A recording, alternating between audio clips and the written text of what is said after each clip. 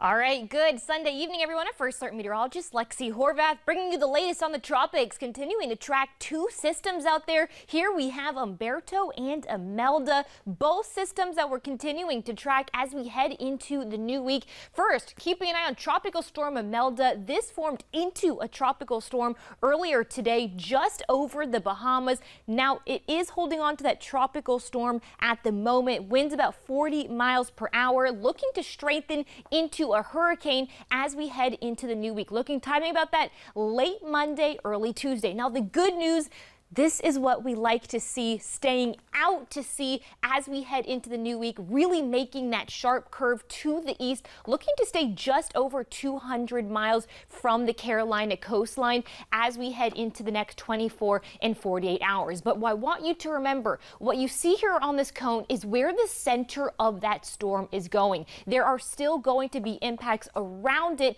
and that's what we're going to see as we head into the day tomorrow. Now, everyone, well, we owe a big thanks to Umberto, as this is what is keeping that system away from the U.S. coastline. Now, Umberto rapidly strengthening, and with this strong strength, now a Category 4 hurricane. We're looking at those sustained winds of 140 miles per hour. We had this strong system, slow moving Imelda, both of that working together, really keeping that system away from the U.S. So here we're continuing to track the system, but Tuesday afternoon, we're looking at this system and we're looking at Imelda, both very close to each other, and that's really working to pull that system away from the U.S. But Bermuda, a little too close for comfort. Definitely want to keep an eye out there. So here it is, those latest spaghetti models, and you can see, while it's not 100% very high agreement that this is going to be that track as we head into Monday, Tuesday, and into Wednesday. But top three impacts locally,